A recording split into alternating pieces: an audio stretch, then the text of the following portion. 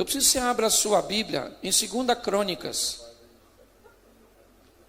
O capítulo é o de número 29, onde o pastor Agnaldo utilizou aqui para ministrar a palavra de oferta, o mesmo capítulo. 2 Crônicas, capítulo 29, verso de número 1, ele diz assim: Ezequias tinha 25 anos de idade quando começou a reinar, e reinou 29 anos em Jerusalém. A mãe dele se chamava Abia e era filha de Zacarias. Ezequias fez o que era reto aos olhos do Senhor, segundo tudo quanto fizera Davi, seu pai. No primeiro ano do seu reinado, no primeiro mês, ele abriu as portas da casa do Senhor e as reparou. Ele trouxe os sacerdotes e os levitas e os reuniu na praça leste e lhes disse: escutem, levitas, santifiquem agora a si mesmo e santifiquem a casa do Senhor, Deus de seus pais. Tirem do santuário tudo que é impuro, porque os nossos pais foram infiéis e fizeram o que era mal aos olhos do Senhor nosso Deus e o abandonaram.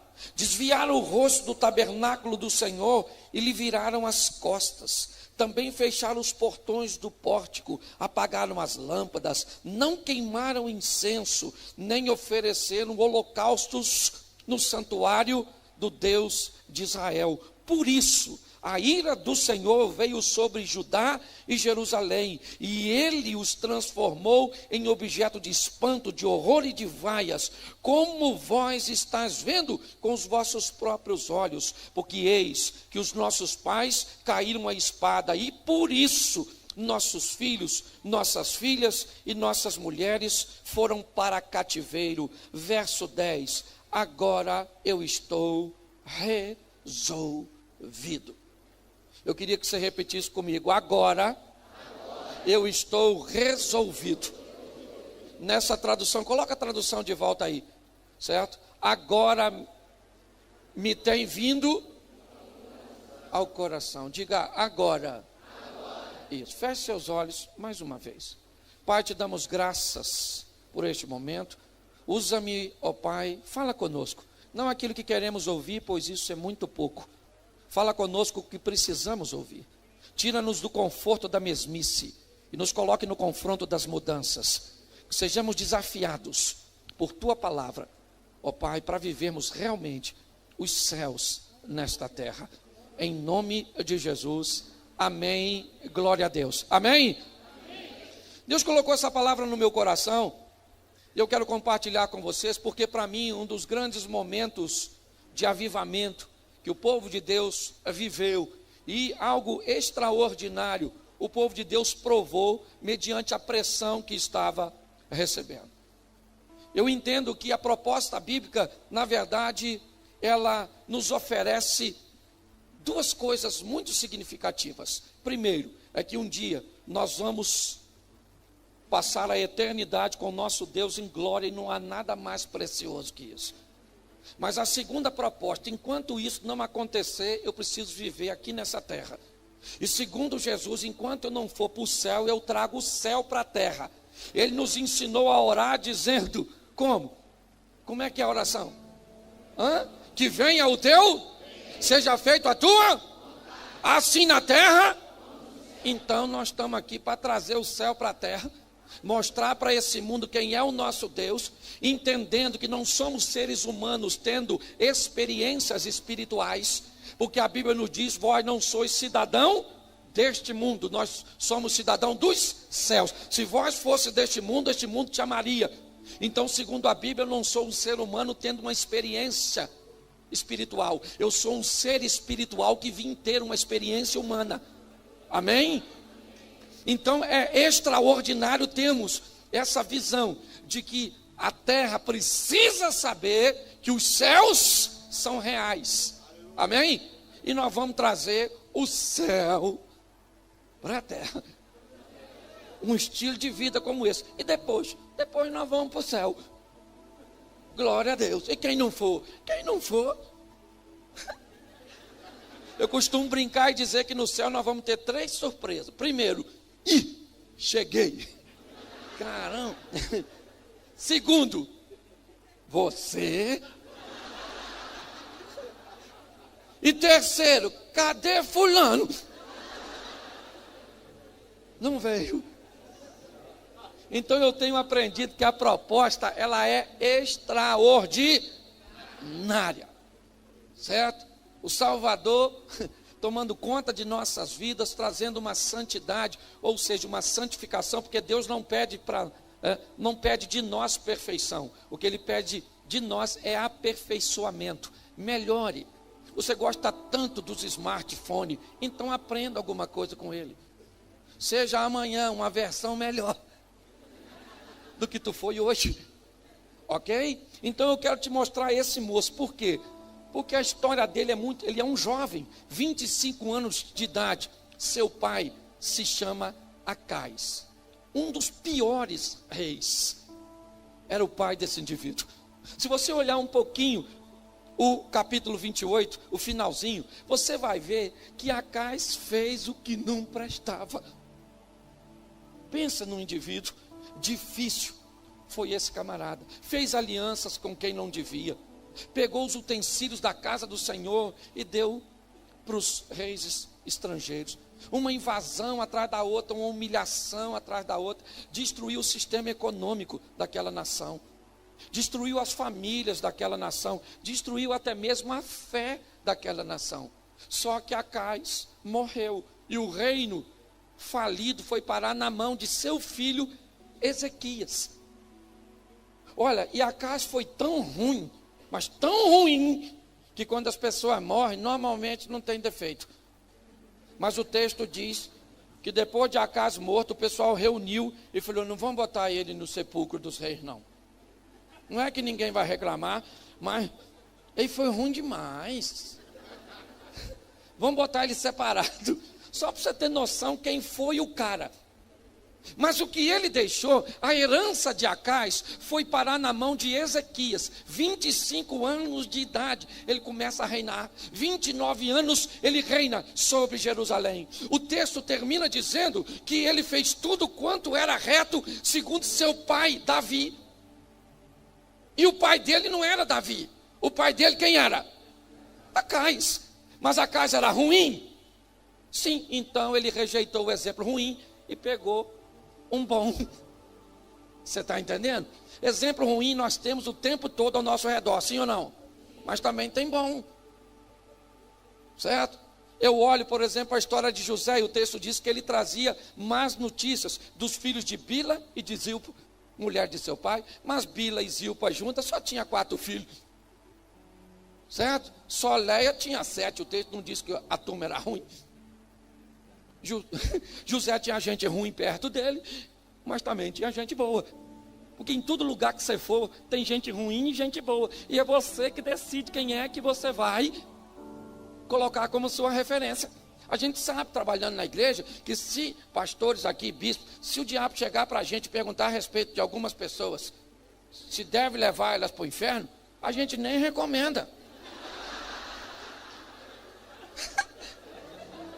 Eu conheço muitos pastores aqui, bispos, que diria para o Satanás,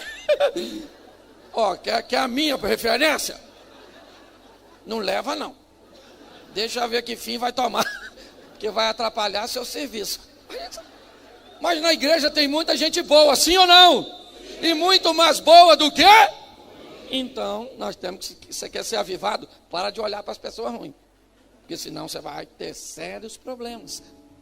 Eu gosto desse moço, por quê? Porque ele vai tomar um posicionamento. Primeiro, ele não tem dinheiro. Ele não tem dinheiro. Segundo, a sua estrutura de proteção foi totalmente destruída. Ele não tem exército.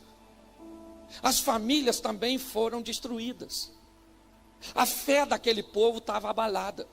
Ezequias pega um reino falido, que precisava de dinheiro, que precisava de armas, que precisava de reestrutura familiar, que precisava de muita coisa, mas Ezequias sabe de uma coisa: se ele trouxer Deus de volta para o seu povo, Deus é capaz de suprir todas as necessidades que ele tem. Então ele começa, precisa de dinheiro, sim ou não? Sim. Mas se ele traz Deus, Deus é dono do ouro e da... Então tá jóia, trouxe Deus, Deus vem com o suporte. Mostrou isso para Elias. Elias, eu posso sustentar você. Vai para o Ribeiro de Querite, porque já conversei com o corvo. Já dei ordem ao corvo de levar uma comida para tu. Pensa, táxi aéreo. Sim, mesmo autossuficiente, certo? Ele Acabe está chegando, né? Ali no Ribeiro de Querite. Então ele diz: sai dos territórios administrados por Acabe, vai para Serepta, que pertence a Sidom, fora dos termos administrativos de Acabe, e já dei ordem a uma viúva para te alimentar. Tu é líder? Eu imagino a expectativa de Elias. Uma viúva que vai mesmo, pensa, uma mansão maneira, muita comida. O cara chega lá, tem uma viúva catando uns gravetos, ele deve ter olhado e disse: não é possível. Saudade do corvo.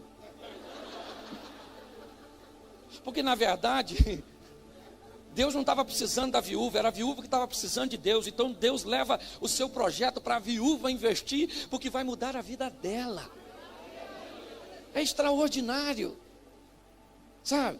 Quando eu olho para esse camarada, a decisão que ele vai tomar: primeiro, ele vai identificar o problema. Ele diz: nossos pais viraram as costas, apagaram as lâmpadas, não queimaram incenso. Nossos pais tomaram decisões que nos trouxeram para onde estamos. Escute aqui, se você é pai,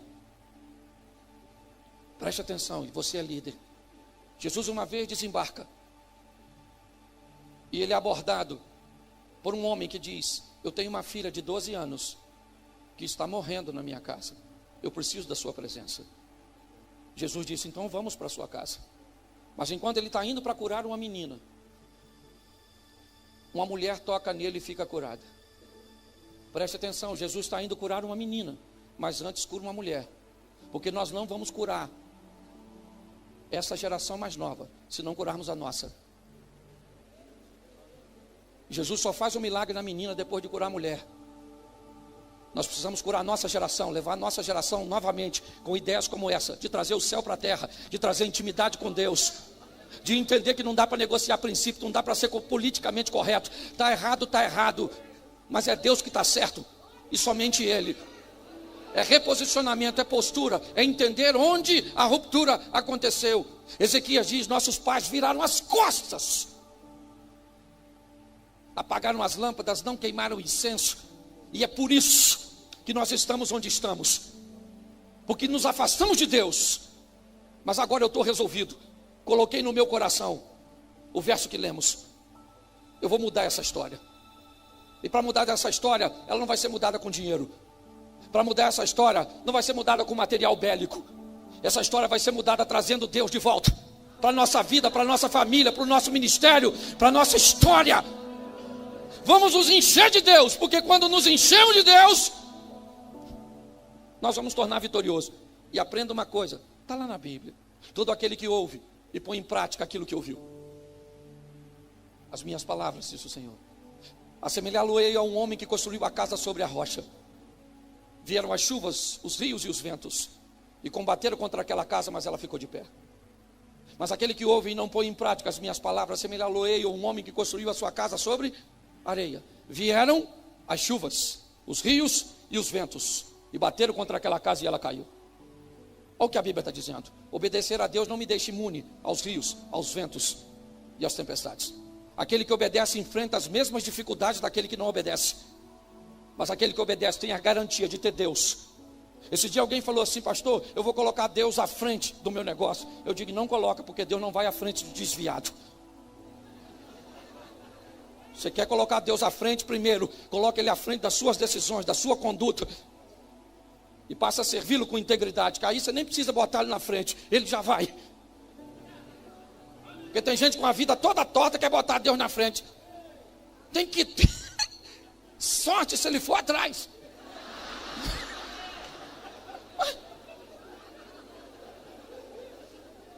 Cuidado que você pode estar rindo de você mesmo. Escute só. Ele identificou, o nosso problema não é dinheiro, o nosso problema não é sistema de defesa, o nosso problema é ausência de. Então vamos apagar as lâmpadas, ou vamos acendê-las? Vamos fechar as portas ou vamos abri-las? Isso aí, ação causa reação, e eu acho isso fantástico. Agora eu estou resolvido, porque tem gente que está esperando para resolver. No primeiro ano, no primeiro mês, nos primeiros dias do mês. Porque quem quer mudar não muda amanhã, quem quer mudar muda hoje, muda aqui e muda agora. O lugar da tua transformação não é amanhã, é aqui, é agora, é o lugar do seu milagre, da sua decisão. É isso, é trazermos Deus de volta de uma forma intensa para a nossa vida. E saiba de uma coisa, relacionamento com Deus é personalizado.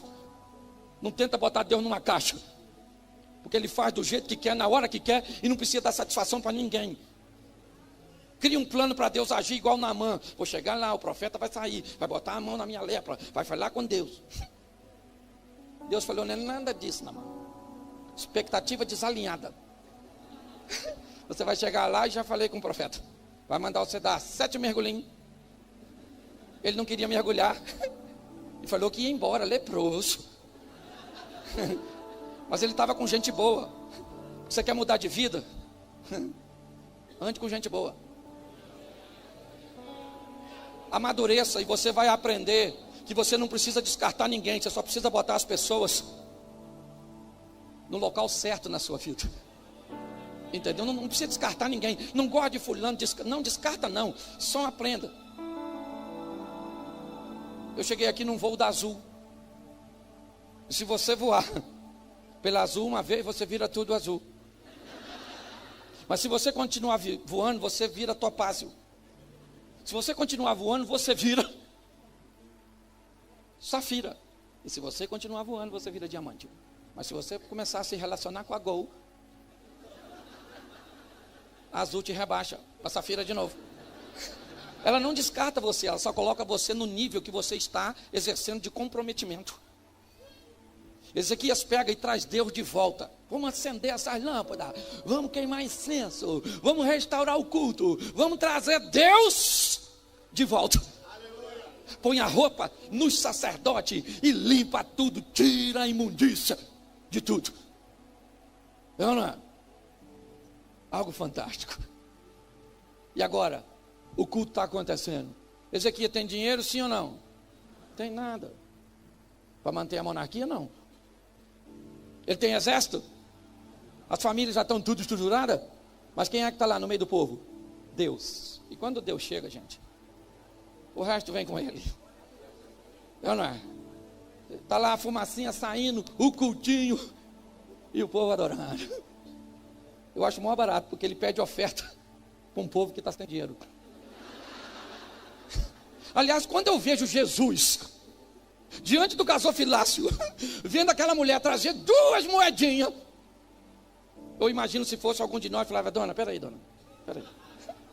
faz isso não, a senhora está na pela, se perder essas 2, a senhora tem que sair da brincadeira. Não dá essa oferta não, deixa que eu vou dar uma oferta para a senhora. O mais interessante é que a mulher traz apenas o que tem, e Jesus aceita a oferta dela, porque sabe que é aquela decisão que vai mudar a história dela, porque vai levar Deus para a vida dela. É isso. Ele pede oferta e o povo começa, eu não sei de onde sai tanto dinheiro. E o povo agora, a fumaça está saindo, dinheiro, não dá para sustentar a monarquia, não dá para montar um exército, mas as coisas já estão indo legal. Cultinho, ofertinha. Que bonito. Ezequias celebra a Páscoa. Para trazer a memória daquele povo que talvez estava um pouco angustiado de todas as dores. E lembrar que Deus continuava o mesmo, as pessoas que estavam mudando. O que mudou não foi a postura de Deus, foi a postura das pessoas. Então ele celebra a Páscoa e manda chamar todo mundo. E a turma vem todo mundo para a celebração, para lembrar do que Deus fez. Porque aquele Deus que fez é o mesmo que faz.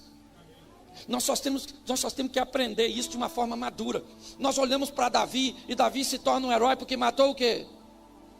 Matou o quê? Golias, gigante. É maneiro, é ou não é verdade? Mas não entrou no cenário bíblico matando gigante. Qual é o primeiro animal que provavelmente ele matou primeiro? uma ovelha. Ele era pastor de ovelha, criava ovelha para comer. Deve ter matado, sim ou não? Ou ele criava ovelha para viver para sempre? Não deve ter matado uma ovelha, sim ou não? Será que ele não deve ter enfrentado um lobo enquanto apacentava? Sim ou não? Isso. E depois ele enfrentou um leão, e depois um, e depois um. Pois é, querido, tem gente que quer entrar no cenário já matando gigante. Quem nasce grande é monstro. A melhor maneira de crescer é paulatina, é aquela coisa sólida. Por que Davi não falou para Saul que matou ovelha nem lobo? Porque provavelmente... Mas ele falou, leão eu matei. Um leão desinformado, que veio pegar uma ovelha que não era nem minha, era do meu pai. Mas já que eu estava tomando conta, um dos textos mais bizarros da Bíblia para mim, ele falando, quando o leão pegava uma ovelha, eu saía correndo atrás. Leão não é bicho que você corre atrás. Leão é bicho que você corre na frente, não é verdade? E pedindo socorro.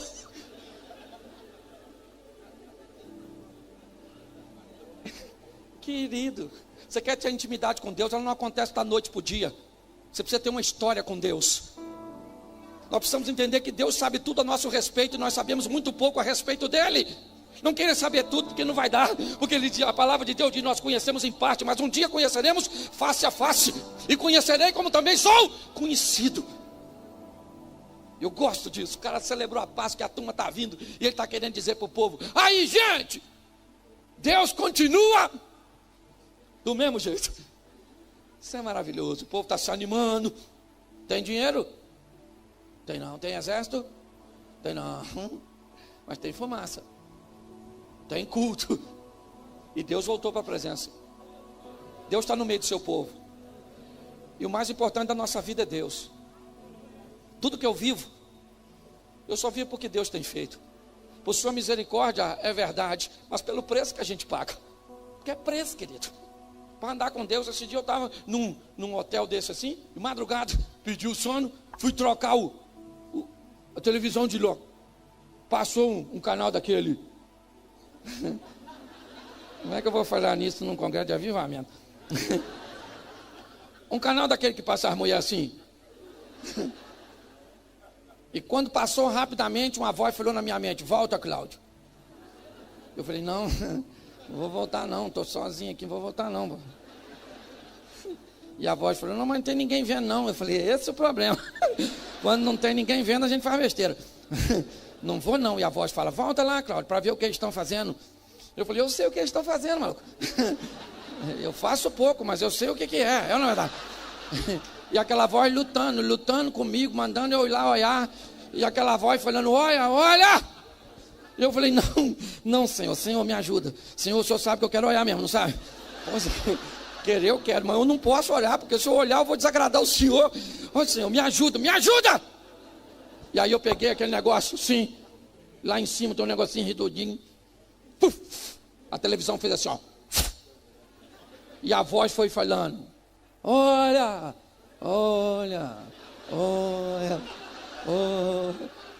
E parou de falar, olha, não é que eu dormi, menino? E nem olhei. Querido, desagradou a Deus, tira da sua vida, porque é Deus que te dá a vitória. E os momentos mais perigosos de nossa vida é quando estamos sozinhos. Então, quando você tiver com vontade de fazer algo que vai te afastar de Deus, normalmente a pessoa faz assim, ó. Pode não ter ninguém, mas quando você estiver fazendo isso, faz assim, ó. Eu ia fazer não, poxa. Estava só olhando, valeu. Tamo junto. Isso, querido. Você está rindo de quem? De mim? Vou fingir que é para levar a culpa. O cara está fazendo tudo certo e Deus está presente. Aparentemente nada mudou. Porque em muitos ambientes o avivamento vem de uma forma silenciosa. Tem momento que é barulhento mesmo, e Deus faz do jeito que quer. Para de criticar os outros. Tem gente que sente a presença de Deus e grita, e pia, e rodopia. Você entende? Não. Então recolhe a sua insignificância. E tem gente que vai ser cheio do Espírito Santo quietinho. Você fala, isso não está cheio de nada. Você é dono da sorveteria. É ou não é verdade? Nós não estabelecemos modelo para ninguém. Entende? Não está acontecendo aparentemente nada. Só tem cultinho, fumacinha. Certo? O povo trouxe a memória novamente. Aquela coisa toda. E está tudo direitinho. Celebração de culto. Páscoa. Certo? O povo ofertando. A fumaça subindo. Sacerdotes e levitas. E Deus está ali. Capítulo 32, ainda de 2 Crônicas. Dá uma olhadinha nisso, porque pode te ajudar bastante. Verso 1, põe aí na tela, por favor, se for possível, que aí todos acompanham com o mesmo. Versículo 1, capítulo 32. Depois destas, e desta, veio Senaqueribe, rei da Síria, entrou em Judá, acampou-se contra as cidades fortificadas e intentou apoderar-se. Sabe o que o texto diz? Depois dessas coisas. Que coisa? Depois do cara ter aceso as lâmpadas que estavam apagadas, queimado o incenso, estabelecido o culto, trazido de volta a adoração. Depois que ele fez tudo certo. Quando a gente faz tudo certo, o que que parece? Que vai dar tudo? A gente até canta. Vai dar tudo certo. Mas quando você for enfrentar um adversário, faça como Davi. Leva um negócio na sacola, reserva, umas pedrinhas. Porque vai que erra. Errou, pega a outra. É ou não é? E agora, olha que maravilhoso. Senaqueribe veio e cercou.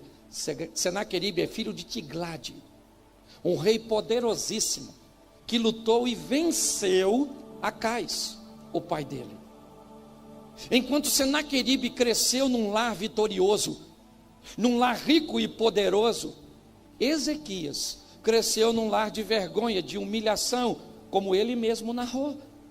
Quando olhamos para esses dois líderes atuais, vemos a herança que seus pais deixaram. Senaqueribe, com toda a imponência, sabe, de todas as vitórias de seu pai, e a maioria das nações tinha medo do exército. Ezequias, um exército falido. E depois que ele faz todas essas coisas, Senaqueribe vem, cerca, tentando se apoderar dela. E ele manda uma carta para ser lida diante do público. E a carta dizia mais ou menos assim: o povo, não deixe Ezequias enganar vocês. Gostaria de lembrar a vocês o que o meu pai fez ao pai dele, e o que o meu pai fez a todas as nações. Então é melhor vocês se renderem, porque eu vou entrar aí e vai ficar difícil para vocês. Depois da carta lida, Ezequias diz: calma, gente, não fique espantada com a multidão que está com o Senaqueribe, que é gente para caramba, porque há um conosco que é maior do que ele. Com ele está o braço da carne, conosco o Senhor dos exércitos. Mas presta atenção nisso aqui, que quando eu olho para esse texto, eu lembro de Eliseu e seu moço. É mais ou menos a mesma coisa. Lembra quando a casa de Eliseu estava cercada?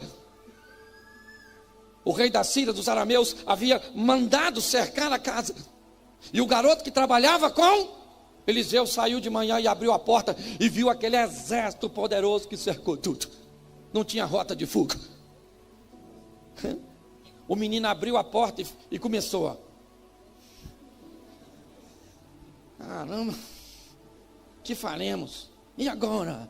Quem poderá nos defender? Poxa, morri. O garoto está tremendo, aquele exército poderoso. E o garoto está tremendo. E Eliseu vai lá para a porta. Eu acho maneiro, porque eu imagino Eliseu chegando e fazendo assim, ó.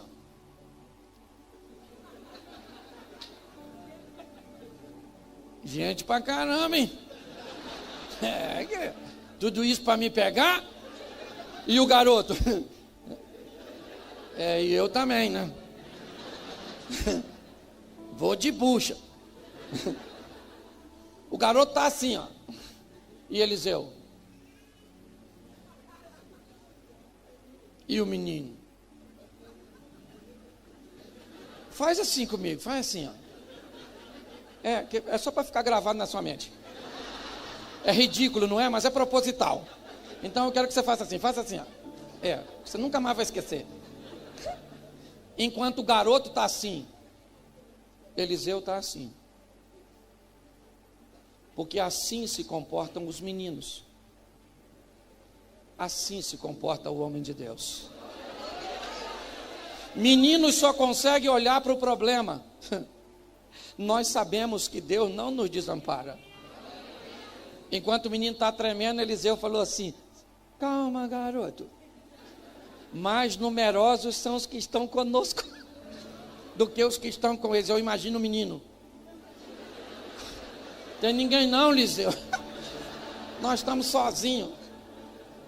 E Eliseu fala assim, ó: Senhor, abra os olhos desse menino para ele ver. Você quer uma dica para você? Ande com gente que está vendo coisa que você não vê, mas está pronto para te mostrar. Quando ele ora, eu imagino o garoto.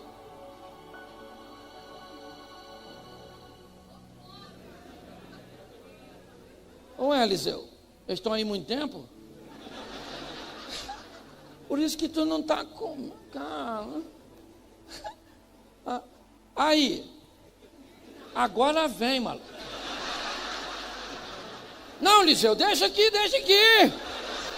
Se quiser entrar, entra, deixa comigo. Querido, a santidade e a experiência com Deus faz você ver coisa que ninguém está vendo. Amém? Amém? E é isso que está acontecendo. Ezequias diz: calma, gente. Tem um aí mais poderoso que está conosco aí. Ele está aí conosco. Não sei onde está não, mas está aí. O culto está lá, estamos fazendo tudo direitinho. Calma. Ezequias então chama o profeta Isaías, filho de Amós, e diz: Isaías, a chapa está quente. O Senaqueribe está aí, está nervoso. E ele vai pegar a gente. Então vamos conversar com Deus. Você quer crescer? Tenha gente que ore com você. Tenha gente que ore por você. A quantidade de gente que sustenta o meu ministério com oração é muito grande. Muito grande. Tem gente que ora por mim, tem gente que ora comigo. E nesse ambiente, eu imagino, se eu fosse Ezequias, como é que eu oraria? Dá licença. Senhor, estou aqui com Isaías. E o senhor escutou o que o Senaqueribe falou do senhor? Não estou querendo influenciar ninguém não é isso não.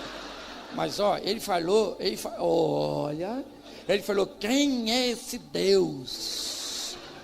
Se eu fosse o senhor, eu deixaria isso assim não. Olha lá, a casa do senhor está lá, saindo a fumacinha. Eu sei que o senhor está aí. Olha que maravilhoso. Eles vão orar a Deus por causa de Senaqueribe. E Deus manda um anjo. Quantos anjos? Um.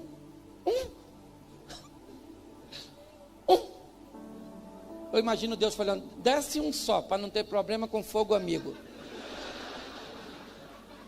Desce um anjo para lá, com o Ezequias, está com Isaías. O Senaqueribe está nervoso, querendo saber quem sou eu.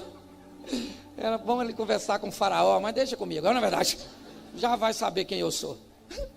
Olha que maravilhoso. Ele não tem soldado, ele não tem dinheiro, ele não tem exército, mas ele tem Deus. E naquele ambiente, um anjo chega para defender quem? O Ezequias. Pensa no anjo, matador profissional, chefe de grupo de extermínio. O anjo chega matando, e eu acho maravilhoso, porque a Bíblia diz que o anjo só mata valente. Só valente, covarde, fugia. O anjo fazia assim, ó. Quem enfrentava morria. Quem corria salvava. Por quê? Porque Deus queria que alguém contasse a vitória do seu povo. E os covardes tinham que levar a notícia.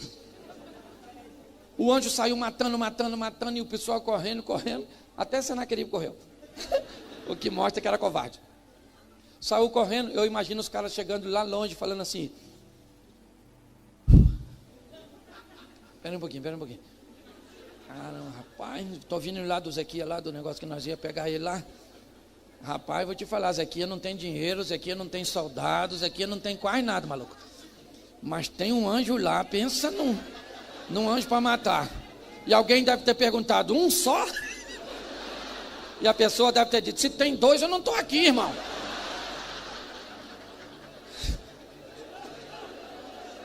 Um anjo. Meu irmão, vamos lá para a palavra de Deus? E Deus dará ordem aos seus. Isso aí. A nosso respeito. Eu não sei o que você está enfrentando. Eu não sei qual é a sua adversidade. Eu sei que Deus é poderoso. Um anjo. E o maior barato não é isso. É depois disso. As nações vieram até Ezequias, só trazendo presente. Ezequias, falei com o Senaqueribe, não se mete com Ezequias, porque Ezequias não é Acais. Eu falei, Ezequias, e toma aqui uns presentes, e tem uns presentes também para o anjo. Depois você lê. Tem uns presentes aqui por Deus que mandou o anjo aí, porque ninguém está querendo problema com você, mas não, Zequias. Você é gente boa. As nações vinham trazer presente para o Zequias. Zequias tinha soldado? Material bélico? Dinheiro para caramba? Quem é que estava lá? Deus. O que faz diferença na nossa... É talento sim, preparação, é isso aí, é investir em você mesmo, em buscar. Mas o que faz diferença é Deus, querido. Se Deus estiver junto com você, já era. Mas o que nós precisamos, e eu tenho falado muito disso, nós temos e precisamos de um alinhamento de expectativas. Alinharmos nossas expectativas a respeito de Deus. O mundo nunca esteve tão perto de nós como está hoje. Os valores nunca estiveram tão invertidos como estão hoje. O que temos visto é um ambiente onde as coisas de uma forma gradativa estão chegando na nossa vida. E muitos de nós, hoje, não encontramos tempo para orar como orávamos antes, para ler a Bíblia como líamos antes, para jejuar como jejuávamos antes. Mas sabe qual é o grande problema de tudo isso? É o desalinhamento.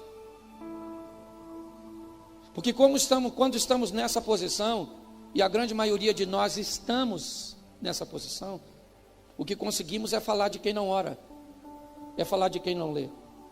Mas quando você vai para a presença de Deus, profeta Isaías, capítulo 5, no ano em que morreu o rei Uzias, eu vi o Senhor sob um alto e sublime trono, a orla do seu manto enchia todo o templo, os serafins estavam acima dele, e cada um deles tinha 6 asas, com 2 cobriu o seu rosto, com 2 cobriu os seus pés, e com 2 voava e clamava: o santo, santo, santo é o Senhor dos exércitos, toda a terra está cheia da sua glória. Então os umbrais das portas se estremeceram com a voz do que clamava, e a casa se encheu de fumaça, e disse eu: ai de mim, que sou um homem de lábios impuros, e que habito no meio de um povo de impuros lábios, e os meus olhos viram o rei, o Senhor dos exércitos. Então o serafim voou até a mim, trazendo na mão uma brasa viva tirada do altar com matenais, e tocou os meus lábios e me disse: vede isso que toca os seus lábios, a tua iniquidade foi tirada e o teu pecado foi perdoado. Depois disso ouvi uma voz que dizia por trás de mim: a quem enviarei? Quem há de ir por nós? Então disse eu: eis-me aqui, envia-me a mim mesmo. Sabe o que esse texto diz? Que quando alguém encontra com Deus, ele não vê a vida dos outros, ele vê a sua. Ai de mim, que sou um homem de lábios impuros, e que habito no meio de um povo de impuros lábios. nós podemos ser muito melhor do que já somos. Nós podemos melhorar, certo? A nossa produtividade, a nossa proximidade para com Deus. O profeta diz assim, falando, por Deus: eu bem sei os pensamentos que tenho a respeito de vós, e eles são pensamentos de paz e não de mal, para que eu possa oferecer a vocês um fim que vocês desejam. O que Deus está dizendo: eu estou trabalhando para que vocês tenham um fim que vocês querem. O grande desafio é que vocês são sabotadores de seus próprios projetos, permitindo que a preguiça, que muitas vezes o desleixo, nos afaste de algo que não se paga para obter. Eu não gosto quando alguém diz assim: para servir a Deus tem que pagar o preço. Que preço? Que preço que tem que pagar? O preço de fazer o bem para mim mesmo? Será que é preço fazer algo que traga Deus para controlar minha vida? Isso não é preço. Isso é bênção para a minha vida. Abrir mão de coisas. Eu estou cansado. Para servir a Deus tem que pagar um preço. Que preço? O preço de fazer o bem? Talvez a dificuldade seja desse espírito viver nessa carne, essa experiência nesse corpo ser tão difícil para algumas pessoas. Mas nós precisamos amadurecer. E falo para vocês, e um dos motivos pelos quais me fizeram vir a esse trabalho foi a temática, porque na maioria dos lugares que eu vou, o homem é o centro. E vamos lá, vamos falar do bem-estar humano que está acontecendo na vida das pessoas. Vamos promover isso. Mas o que precisamos é que Deus controle a nossa vida, que Ele seja Senhor de nós.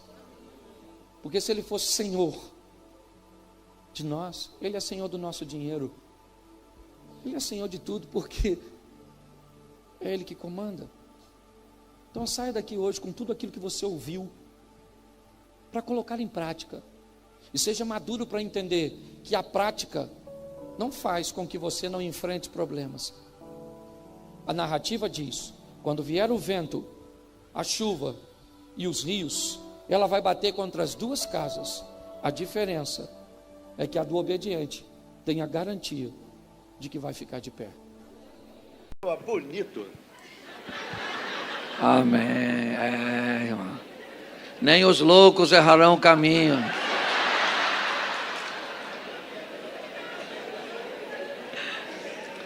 Bom, gente, para mim é uma honra estar aqui. Eu confesso a vocês, é a primeira vez que eu venho a essa igreja. Eu sempre tive o sonho de pregar aqui, ok? Sempre. O pregador itinerante, hoje eu também sou pastor local, certo? Mas o itinerante, normalmente, ele sempre tem aquelas igrejas marcantes, e eu sempre pedi a Deus que um dia me deixasse pregar, até porque eu não conhecia a igreja. Passou tantos pastores amigos por aqui, e eu não consegui. Mas tinha que ser alguém bem próximo do meu perfil, para que eu viesse. Então eu entendo, certo, que tinha que ser com esse moço. Eu não sei se você está visitando, mas eu vou te falar uma coisa para você, que talvez seja a primeira vez que está aqui. Esse camarada é um dos camaradas mais incríveis que eu conheço. É alguém autêntico, um cara extraordinário, certo? E eu me sinto muito honrado de poder te chamar de amigo. Amém? Bom, gente, eu tenho nos últimos anos falado muito sobre aquilo que o ser humano mais procura na vida. Eu tenho falado de felicidade. Tenho buscado fazer com que as pessoas encontrem o caminho da felicidade. Todo ser humano emocionalmente saudável, ele deseja ser feliz. Ninguém aqui está querendo sofrer. Aliás, você não foi criado para sofrer. Ok? Ainda que Jesus diz que o sofrimento fará parte da sua história. Você não tem como ficar alheio ao sofrimento. Mas segundo Jesus, Ele veio para nos dar uma vida abundante. E o sofrimento é pontual. Então você vive bastante e sofre um pouco. durante esse bastante que você vive. Algumas pessoas não conseguem tomar decisões assertivas e inverter os polos dessa tomada. Sofrem a abundância e vivem lá uma vez ou outra. Tá certo? E tem gente que se orgulha de sofrer achando que há uma permuta. Sofro bastante aqui para depois morar no céu. Vou te dar uma notícia ruim. Tem gente que vai sofrer para caramba aqui e depois ainda vai descer essa escada. Vai, porque não é isso, é graça. É um favor que você não merece. O que a Bíblia pede a você não é perfeição, é aperfeiçoamento. O que ela pede é que amanhã você seja melhor do que hoje, você vá de fé em fé, onde a fé do amanhã ou do futuro seja maior que a de hoje, de glória em glória, onde a manifestação da glória do futuro seja maior que a de hoje. Aí eu estava explicando isso para uma senhora e ela não quis, se ela disse, eu sei que eu vim nesse mundo para sofrer. Eu falei, então a senhora sofra, que eu não vou tirar da senhora esse privilégio. Mas não, assim, satisfeita de sofrer, ela queria que eu também sofresse, porque o sofredor gosta de dividir o sofrimento, né? E eu falei para ela, sofrer é verbo, minha senhora, e verbo só faz sentido se for conjugado. Então, quer uma instrução, nunca conjugue o verbo sofrer na primeira pessoa. Na segunda, manda bala, é ou não é verdade? Eu não sofro, mas tu sofre. Nós não sofremos, mas vós sofrei, ele sofre. Me deixa longe desse negócio. Pautado nisso, eu descobri que a grande maioria das pessoas já são felizes, mas não sabe o que é a felicidade. Já tem, em sua maioria, aquilo que é necessário para fazê-la feliz. Porém, ela continua em busca de algo, muitas vezes, que já tem e não é capaz de reconhecer. Também aprendi que as pessoas vão atrás daquilo que elas acreditam que lhe trará felicidade. São aquelas pessoas lutadoras que acreditam que a casa própria vai fazer ela feliz. Então lá vai ela, atrás da casa própria. Até chegar lá. Quando chegar lá, ela descobre que a felicidade não está lá. Aí outros acham que se casar vai ser feliz. Quem casou sabe do que eu estou falando, não é? Esse dia um jovem falou, pastor, eu quero casar, o que o senhor acha? Eu falei, se tiver uma opção de morrer queimado, eu recomendo, mas se só tiver casar, casa, é ou não é verdade? Ok? Então outras pessoas acham que se eu tiver filhos, eu vou ser feliz. Tenha-os. Pastor, se eu me formar, eu vou ser feliz. Se forme. Eu acho muito legal você ter essa ideia. Porém, a Bíblia diz, nos Salmos, aquele que teme ao Senhor e anda nos seus caminhos, o trabalho de suas mãos comerás, feliz serás, e tudo te irá bem. Segundo a Bíblia, o endereço da felicidade se chama Jesus Cristo de Nazaré, a comunhão com o Espírito Santo e andar com Deus. Pastor, e dinheiro, casa, casamento, filho, isso tudo são adornos. Ok? Mas nós precisamos entender que somos felizes sem nada disso. Ok? A proposta bíblica é 1.000 cairão ao seu lado, 10.000 à sua direita, mas você não é governado pelo que acontece na sua periferia, e sim por aquilo que acontece no seu interior. Então hoje eu quero falar com vocês, é rapidinho, vai ser com anestesia, quando você vê já acabou, certo? Quero falar com vocês de uma dona que procurava o que todo mundo procura, ser feliz. Ok? Ela é uma mulher extraordinária, eu acho que vale a pena. Se você tem uma Bíblia, abra aí no Evangelho de João, no capítulo 4. No verso 1, a partir do 1, depois você lê o 4 todo em casa, tá bom? Mas nós vamos aqui, João capítulo 4, verso 1. Quem achou, diga amém. Isso, olha o texto aí, ó. Quando, pois, o Senhor veio a saber que os fariseus tinham ouvido que Jesus fazia, que batizava mais discípulos que João, ora ainda que Jesus mesmo não batizava, mas sim os seus discípulos. Saiu da Judéia e foi outra vez para a Galiléia, e era necessário passar por Samaria. Foi ter em Samaria, numa cidade chamada Sicá, junto ao herdade que Jacó havia dado para o seu filho José. Estava ali a fonte de Jacó, Jesus cansado do caminho, assentou-se. Está rápido. Jesus sentou-se junto à fonte. Veio uma mulher de Samaria tirar água, e seus discípulos tinham ido à cidade comprar comida. E disse Jesus, dá-me de beber. E ela disse, como tu, sendo judeu, me pede beber a mim, porque sou mulher samaritana, abre parênteses, porque o judeu não se comunica, o samaritano fecha parênteses e bota uma pontuaçãozinha. Jesus disse, se tu conheceras o dom de Deus e soubesse quem é o que te diz, dá-me de beber, você que lhe pediria e ele te daria da água viva. Ela diz, o poço é fundo, o senhor não tem com o que tirar. És tu maior que o nosso pai Jacó, que bebeu ele mesmo desse poço também, como toda a sua família e todo o seu gado. Jesus falou, Lourinha, olha só, aquele que beber desta água, tornará a ter sede, porém aquele que beber da água que eu lhe der, nunca mais terá sede, porque a água que eu lhe der se fará um manancial que salte para a vida eterna. Aí ela gostou da conversa, falou, Senhor, onde pois o Senhor tem desta água? Me dê um pouco para que eu não precise mais tornar aqui a apanhá-la. Jesus falou, vai lá e chama o seu marido. E ela falou, ih, caramba, não tem marido. Ele disse, bem disseste, não tem marido. Em verdade disseste, não tem marido, porque você já teve 5 maridos, e o que tu tens agora não é teu. Ela falou, caramba, estou vendo que o senhor é profeta. Poxa, fofoca corre. Mas nossos pais adoravam nesses montes, vocês dizem que o local de adoração é Jerusalém. Jesus diz, ora vem, a hora é esta, certo? Que nem nesses montes, nem em Jerusalém adorareis o Pai, porque o Pai anda buscando verdadeiros adoradores, que o adora em espírito e em verdade, e a história desenrola, e isso é uma coisa muito legal. Fecha os seus olhos aí, pode fechar que ninguém vai pegar nada seu, certo? Vamos lá. Pai, em nome de Jesus, continua falando conosco, nesse ambiente tão agradável e tão espiritual. Fala conosco não aquilo que queremos ouvir, pois isso é muito pouco. Fala conosco aquilo que nós estamos precisando ouvir. Tira-nos do conforto da mesmice e nos coloque nos confrontos das mudanças. E sejamos desafiados e aperfeiçoados por Tua palavra, pelo poder do nome de Jesus. Você pode dizer amém? Amém. Isso. Vamos dar uma olhadinha nisso aqui. Porque eu quero que você olhe para a história desta mulher. Ela está no seu 5º, está no 6º relacionamento, já teve 5. Que aliás eu não consigo entender esse troço. Como é que alguém se arrisca tanto? Não, porque presta atenção, até... Ó, eu só vou dar informação, eu falo um monte de família, tá, para você aprender. Quem é solteiro, levanta a mão. Só os solteiros aí. Ó, você vem num dos melhores lugares na sua vida. Se você sair daqui e casar errado, você tem que se lascar mesmo. E quem aqui já casou, levanta a mão. Isso, meu sentimento. Ok? Isso, hashtag chupa essa manga. Agora já era. Olha só. É muito importante nós entendermos a dinâmica do casamento. Ok? Essa mulher, ela já passou pelo 5º relacionamento, está no 6º. O que ela quer da vida? Ser feliz. O seu modelo mental, me parece que diz para ela que um homem pode fazê-la, então ela está indo atrás. Eu gosto dela. Se está errado ou não, isso é outra coisa. Mas uma dona determinada. Parece coelhinho da Páscoa. 1 homem, 2 homens, 3 homens, uma dona solícita. Ok, lá vai a dona buscando ser feliz. É isso.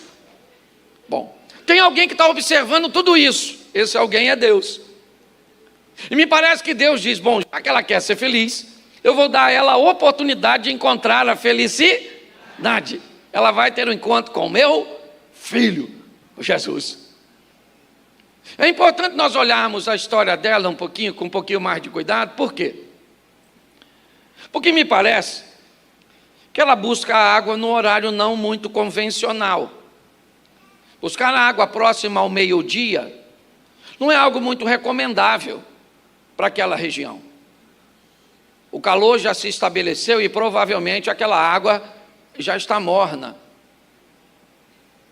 Me parece que as mulheres faziam meio que um encontro social pelas manhãs, se reunindo para irem até o poço buscar água.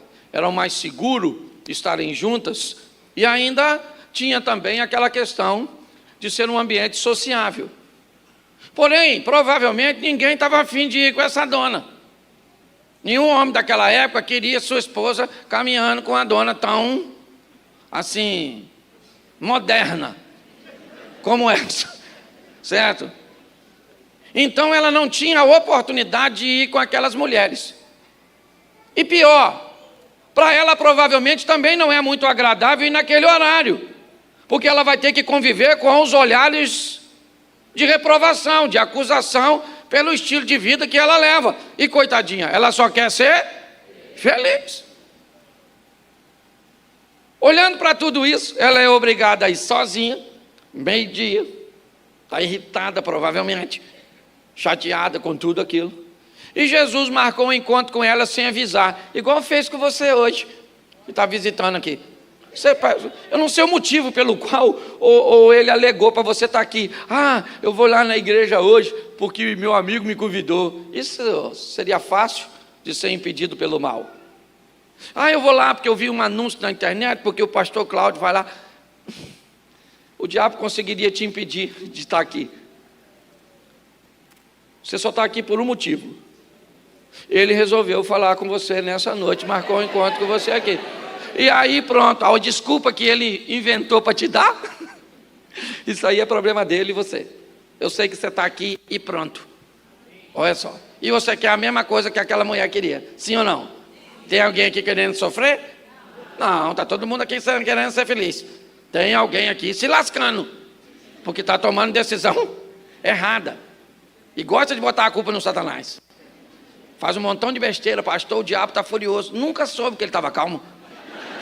Está furioso sempre. Não sei se tem Rivotril, alguma coisa assim, calmante. Certo? Então observe só. Jesus então vai sair da Judéia para a Galiléia e ele vai passar por Samaria. Na verdade não havia muita necessidade disso. Muitos até evitavam o caminho, esse percurso. Ok? Para eles não era um negócio muito agradável. Mas quem está liderando é Jesus. Jesus falou, vamos embora, rapaziada, vamos dar um pulinho lá. Chegaram perto do poço, se estabeleceram, e Jesus fala para 12 discípulos, quantos? Dá um pulinho lá em Samaria para fazer compra, para nós fazer um lanchinho. Gente, pelo amor de Deus, por mais lesado que seja um homem, mandar 12 para fazer compra para 13... Tem alguma coisa nisso aí, não tem? Jesus poderia falar, vai uns 3 ou 4 ou 6 e o restante fica comigo aqui, filho. Vamos bater um papo. Mas ele falou para os 12, não, pulinho lá na cidade, vai comprar umas comidinhas. Esquece nada não, tá bom? Lembra tudo, cada um lembra de uma coisa, já é o suficiente para homem. Porque homem é assim. Não é? Mulher é diferente, mulher tem uma percepção. Se eu voltar daqui há 10 anos nessa igreja com essa roupa, as irmãs vão falar assim, aquela outra vez que ele veio com a mesma roupa. Se seu marido estiver do seu lado e você perguntar para ele assim, lembra, amor? Ele fala, eu vim? Ele não lembra nem que veio. Ele vai lembrar o que eu estava vestindo? Certo? Então é desse jeito, a percepção, eu falo muito para casais, falei hoje de manhã, eu digo sempre, você não está casado com a pessoa errada, você está agindo de forma errada ao lado da pessoa certa. É assim que funciona. Um homem, eu brinco com isso que eu acho maior barato, um homem abre a geladeira para procurar uma margarina. Margarina.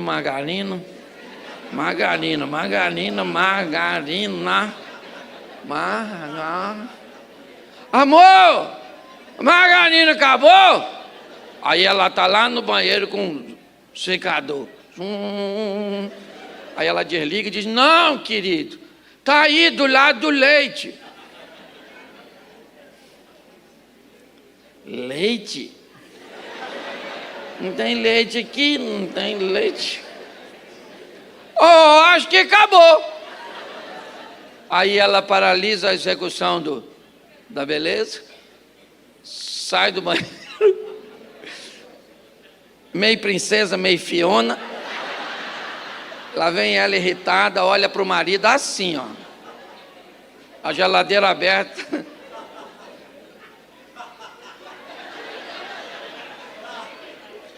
Margarina. É desse modelo. E a maioria das pessoas quer separar porque são diferentes. Oh, meu Deus, mas vamos voltar para o texto aqui. Olha só. Jesus manda 12 fazer compra para 13 e fica pertinho do poço. Ele não sabe o que Jesus vai fazer ali, mas ele marcou um encontro com a mulher que também não sabe. De repente, quem é que aparece lá? Ela. Para buscar água, perto de meio-dia. O que ela vê perto do poço? Repita comigo. Um homem. Um homem. Especialidade dela.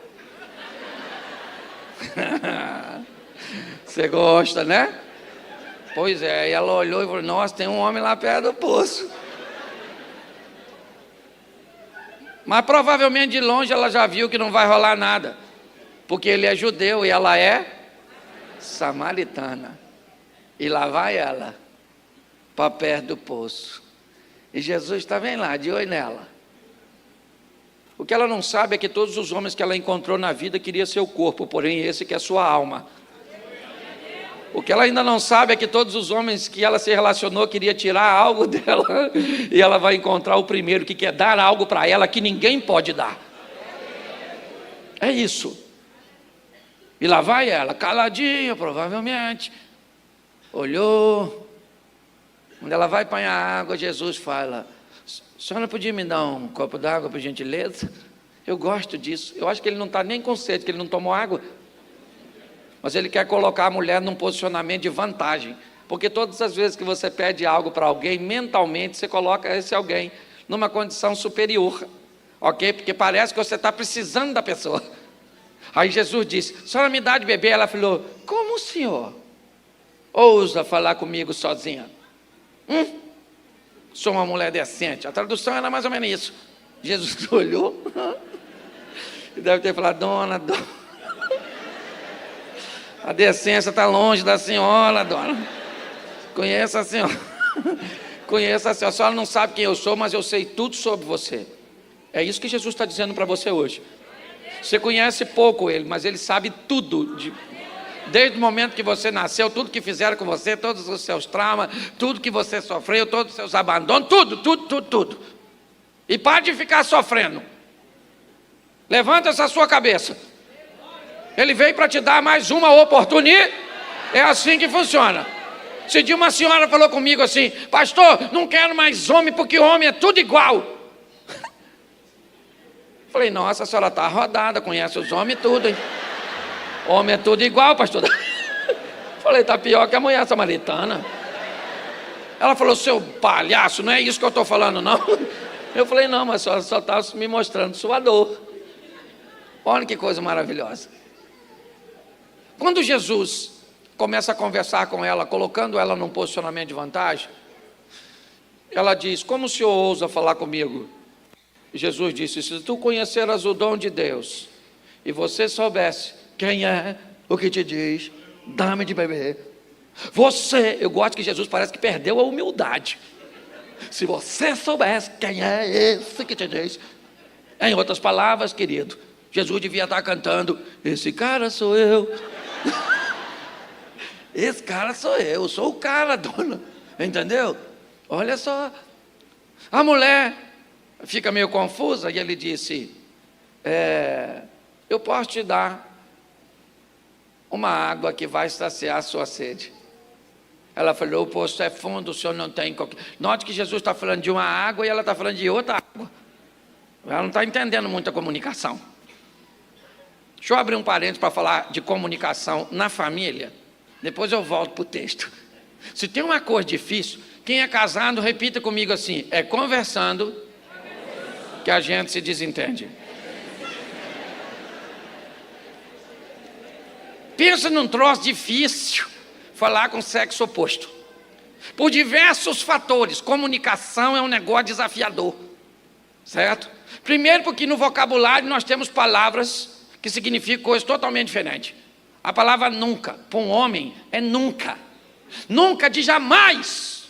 A palavra nunca para uma mulher, normalmente é figurada. Por isso que ela fala assim, eu nunca faço nada de diferente. O marido fala, hã? Como assim nunca? Já fizemos tantas coisas. Você nunca me leva para sair. Semana passada nós fomos na casa da sua mãe. Porque homem nunca é nunca. E mulher nunca. É só estou afinzona de dar uma voltinha. Quando você olha para tudo isso, a comunicação feminina, há uma interação muito maior que a nossa. Eu estou falando aqui, a maioria dos homens não estão nem prestando atenção em mim, mas estão me escutando, mas sem olhar. Eles ficam assim, ó.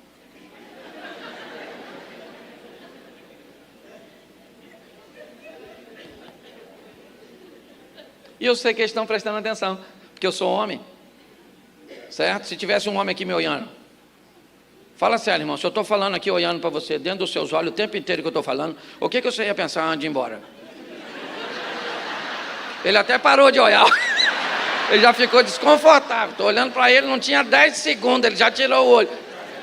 No mundo feminino, não, há uma interação, mulheres quando falam, elas tocam uma nas outras.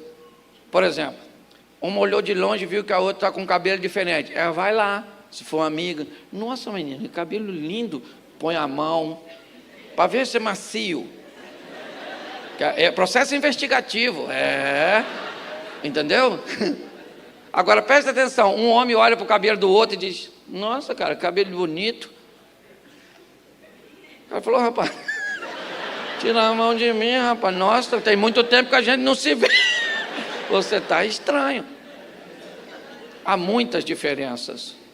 Hoje tem casais que eu vou ajudar, que eu não dou nem conselho, é tanta infantilidade, eu tenho um baleiro na minha sala, em cima de uma mesinha igual essa, eu giro, tiro 2 pirulitos, dou um para cada um, falo, vão embora, chupar, que isso resolve. É tão pequeno, insignificante. Aprenda a se comunicar, cada um tem um código de comunicação. Aprenda a falar, aprenda a ouvir. Se nós não entendermos isso, Jesus está explicando algo para ela e ela não está conseguindo entender. Às vezes isso é muito comum no nosso casamento, na nossa família. Eu aprendi muito a me comunicar, muito. Há um tempo atrás eu viajei com minha esposa para Balneário Camboriú. Deixei ela no quarto de hotel e desci para pegar algo no saguão. Quando eu subi, tinha outra mulher lá dentro. Não era a que eu deixei. A minha mulher estava uma pilha de nervo. Nervosa.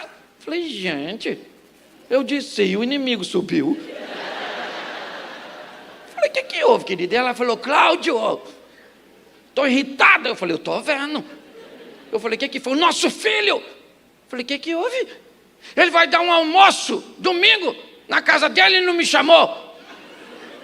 Era sábado isso, o almoço era no domingo, nós chegamos na sexta-feira. Nós só íamos embora na segunda e quem nos levou no aeroporto foi o nosso filho que deu o almoço. Então eu pensei, o menino levou a gente na sexta, vai buscar a gente na segunda. O almoço é no domingo, por que será que ele não convidou ela? Eu fiquei tentando assim um motivo, será? Ô menino. Só que se eu digo para ela, menina, nós estamos viajando. Eu já sei o que ela ia falar comigo. Não interessa. Ele tinha que me avisar, falar comigo, porque eu sou a mãe dele, porque eu sou a mãe, fui eu que parei. Então eu falei, não dá para conversar nesse tom. Eu fui e falei para ela assim, ó. Filho é isso. Ingratidão pura.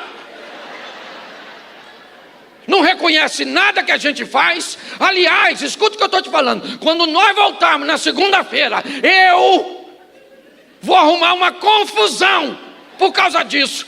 Aí ela me olhou e falou assim, calma, Cláudio, será que não é porque nós estamos viajando? Você consegue entender? Às vezes, uma comunicação, habilidade, tudo é uma questão de interpretação. Quem já leu o texto, a mulher sábia edifica sua? Isso, e se eu quisesse ler a mulher sábia edificar em casa? Eu gosto muito mais da segunda leitura do que da primeira. Nós precisamos ter habilidade para nos comunicar, entendendo que cada um tem um poder de digerir diferente do outro. Tem coisas que você pode falar para seu marido, mas se ele falar para você, talvez vai te magoar. Eu já ouvi, pastor, ele me traiu. E o tempo passou, nós tivemos uma outra crise, e depois eu acabei traindo ele. Eu o perdoei, mas ele não consegue me perdoar. Pessoas não são obrigadas a reagir da mesma forma. Você tem que conhecer o perfil das pessoas que convivem com você. O que nós estamos vendo aqui, eu abri esse parênteses, já vou voltar aqui para falar sobre comunicação, porque muitos casais não sabem conversar. Tem gente que diz que roupa suja se lava em casa. Para com isso. Roupa suja a gente lava na frente dos outros. Ué, pastor, é claro que é. Às vezes você está numa festa, você se aborreceu com o seu marido. Você briga com ele ali? Não. Você fala, não encosta em mim não. Olha que a gente chegar em casa. Senhor aí, tira a mão de mim. Vou fazer um escândalo aqui, senhor. Aquilo vai se potencializando. Quando chega em casa é só explodir. Então você vai resolver alguma coisa séria, resolve na frente dos outros, de preferência de estranho. Por quê? Porque na frente dos outros você quer manter a aparência. Aí você se controla. Se na frente dos outros sua mulher fala algo que você não entendeu, olha como é que você faz.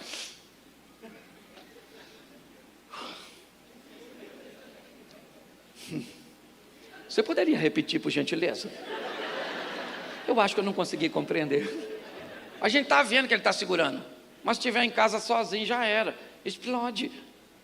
Tem uma série de coisas que você pode fazer para melhorar. Outra coisa, evite ironia. Às vezes o marido fala assim, oh, amor, passa essa coisa para mim. Ela fala, e daí? Dá. Onde é que eu passo? Ele fala, não precisa não. Ela fala, não falei nada. Ah, não falou com a boca, mas a sua expressão. Aquele momento que no auge de uma briga, uma fala para o outro assim, mulher especialista em fazer isso. Você está certo. Não. Você está certo, errado aqui sou eu. Dá vontade de você matar a pessoa que está falando isso. Então tem uma série de falhas, sabe, que eu acho que é tão fácil de ser corrigida. Aprenda a se comunicar com o seu cônjuge, com seus filhos. É diferente, filhos são diferentes. Eu tenho o meu mais novo, que sempre foi brigão, gostava de desafio. Se eu quisesse que ele fizesse alguma coisa, eu falava, filho, o que foi, pai? Eu falei, deixa. O que é, pai? Eu falei, não, eu ia pedir você para fazer um negócio aqui, mas pode deixar. Fala, pai, que eu faço. Não, eu acho que você não consegue. Fala, pai, que eu faço. Eu falava, ele ia lá e fazia tudinho. Porque ele precisava do desafio. Meu mais novo, se eu falar com ele, filho, ele falou, oi. Eu falei, deixa. Ele disse, beleza, pai, estou saindo. Porque meu outro não, ele não motiva assim. Você tem que motivá-lo. Filhão, tem um negócio aqui, ó. Papai tem certeza que só você pode fazer. Se eu pedir seu irmão, ele vai fazer besteira. Vai lá e faz. E ele vai lá e faz tudo certinho. Então, a gente tem que aprender a se comunicar. Meu pai faleceu ano retrasado. E era um desafio comunicar com ele, quase 90 anos. Queria mandar na minha memória, lembrava de coisa que ele tinha 20 anos. E falava, você lembra? Eu falava, não lembro. Ele falava, lembra sim. Eu falava, a memória é minha, quem sabe sou eu. Não lembro. Pronto, acabou. Me contava a mesma história. Trocava um nome, meu nome. Chamava meus irmãos, tudo primeiro. Fulano, ciclano. Parecia a chamada da escola. De repente eu falava, Cláudio. Eu falava, presente, agora sou eu. Cheguei um dia lá, ele estava encrencado com uma mangueira. Mangueira, árvore. Falei, pai, o que a mangueira fez com o senhor? Você é infeliz dessa mangueira, meu filho. Eu vou ao quintal de manhã, quando eu volto de tarde, está cheio de folha. Pai, quer que eu corte a mangueira? Não, que ela faz sombra. Na hora de ir embora, eu fechei o portão e falei com a mangueira, menina. Tem paciência com ele, que eu estou indo embora, pelo amor de Deus. Está assim de gente, olha, criando problemas desnecessários. Vamos voltar para o texto, porque é uma comunicação. Jesus disse, aquele que beber desta água tornará a ter sede. Porém, aquele que beber da água que eu lhe der, nunca mais terá sede. Porque a água que eu lhe der vai fazer um manancial que salte para a vida eterna. Opa! Ela gostou. Ela falou assim, Senhor, onde pois o Senhor tem desta água? Me dê um pouco aí, para mim nunca mais voltar nesse poço. Meu Deus, coitado do poço. O que o poço fez com ela? Preste atenção. A mulher diz que se Jesus der para ela a água que ele oferece, ela não quer mais voltar no poço. Por quê? Porque ela vai lá todos os dias pegar água, sim ou não? Todos os dias ela vai sozinha. E todos os dias o poço manda uma mensagem para ela: você precisa mudar de vida, porque ninguém quer comunhão com você. As pessoas não se afastaram de você, seu comportamento se tornou tóxico, as pessoas estão te evitando por causa do seu estilo de vida. Muda, mas ela está dizendo: eu não preciso mudar, me dá o que eu preciso, que eu não quero mais é estar diante desse poço.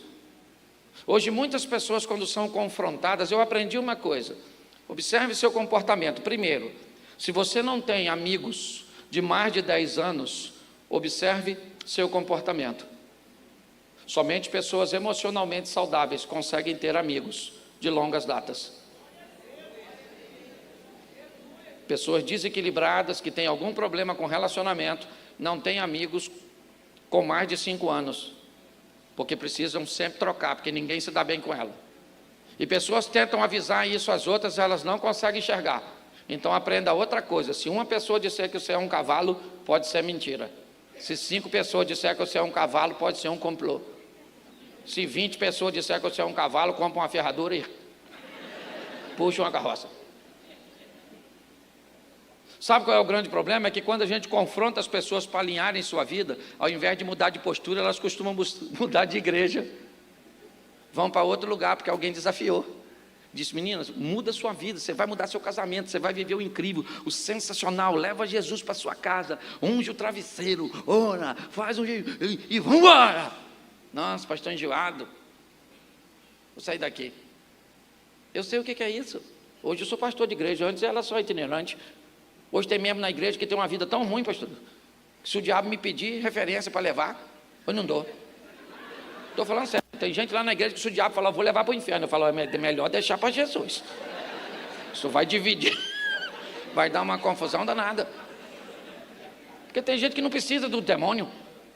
Aliás, a casa dessa pessoa parece um pequeno grupo do inimigo. Esse dia uma mulher falou comigo: pastor, minha casa é um inferno, o senhor tem que ir lá. Eu falei: eu não frequento esses ambientes não, dona, eu sou da luz. Você está rindo, mas o assunto é sério. Está lá conversando, Jesus tentando explicar para ela, e ela diz: eu não quero mais voltar nesse poço, eu não gosto desse poço, porque esse poço me mostra quem eu sou. Então eu não quero. Porque tem gente que não muda de vida porque não tem coragem de encarar a sua realidade, ter um encontro com o seu trauma. O que é abusar de você, te vender, te trair? O que fizeram com você? Pelo amor de Deus, tem um encontro com você mesmo. E você vai ver que a Bíblia diz: eis que as coisas velhas já passaram e tudo se fez novo. Você tem que trazer à memória aquilo que te traz esperança. Todo mundo aqui tem uma história ruim, gente. Você veio nesse lugar para ficar curado, porque ele tem uma água que vai fazer você se curar. É isso que ele está falando para a mulher: beba dessa água. Ela falou: o poço é fundo. Ele falou: dona, difícil conversar com a senhora, vamos tentar de novo, vai chamar seu marido. O marido? Acho melhor nós voltar para a água. Falou uma coisa para o senhor: eu não tenho marido não, moço. Tem não. Jesus falou: a senhora não tem mesmo não. A senhora disse com verdade, mas a senhora já teve 5, e agora está com um que nem da senhora a ela. Falou: eu vejo que o senhor é profeta, o senhor conhece a minha vida. Mas nossos pais adoravam nesses montes. Vocês dizem que o local de adoração é Jerusalém? Eu não estou entendendo. Jesus disse: hora vem, e a hora é esta, que nem nesses montes, nem em Jerusalém adorareis o Pai, porque Deus anda buscando adoradores. Talvez você já tenha visto, não há nada de errado. Eu só quero te dar uma visão mais ampla, que você tem que buscar a Deus. Nesse texto, Jesus está dizendo que você pode se tornar alguém que Deus está buscando. Se você está com dificuldade de encontrar Deus, se transforme em alguém que Ele está procurando, que Ele não vai ter nenhuma dificuldade de achar você.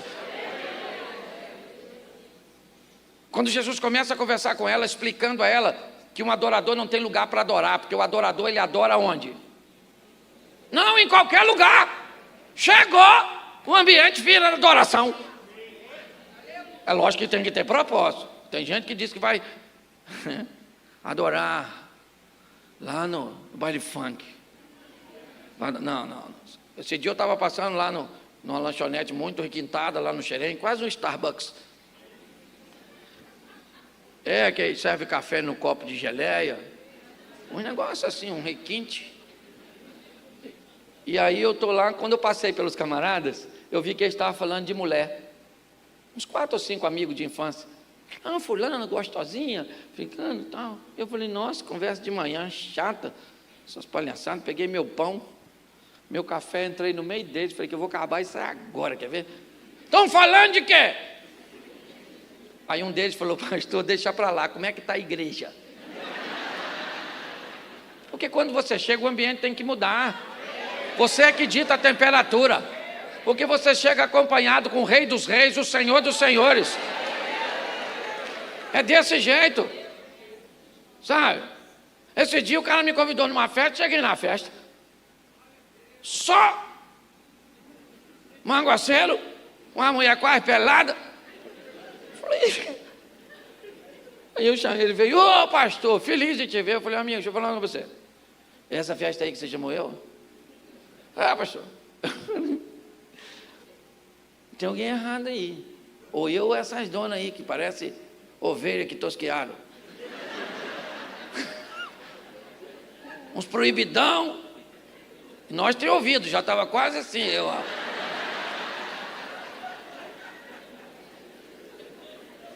Querido, onde você chega, o ambiente tem que mudar.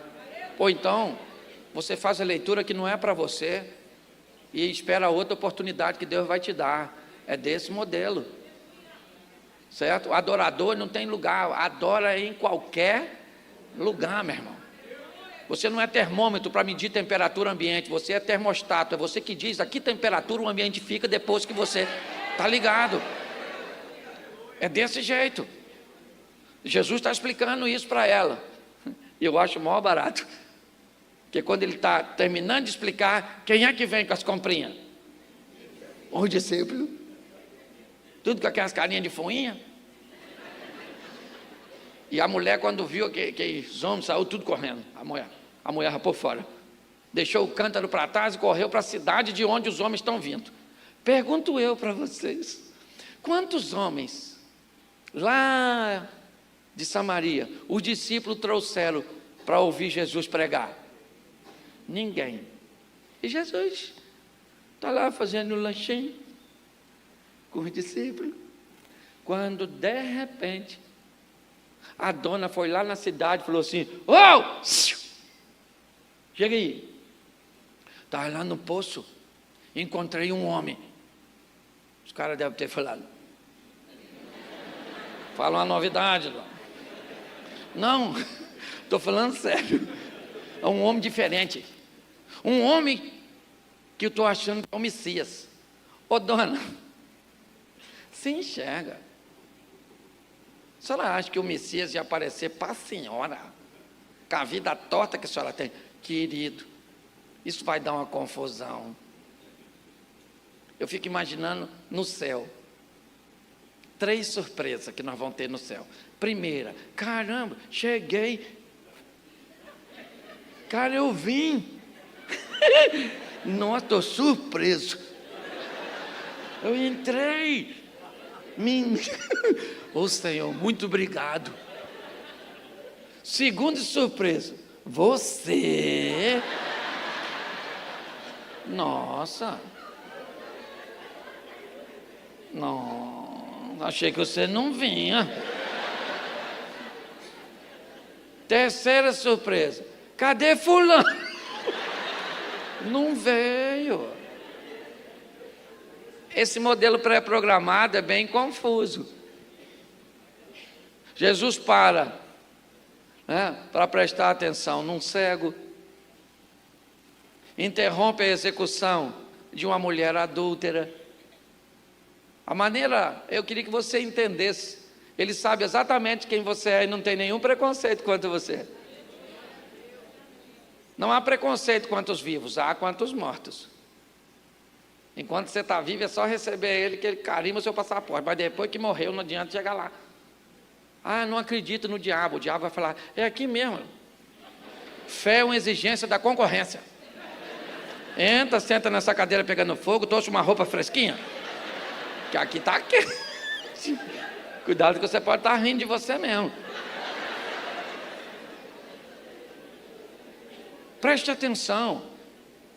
A oportunidade está sendo posta para todos nós, desde o Gênesis.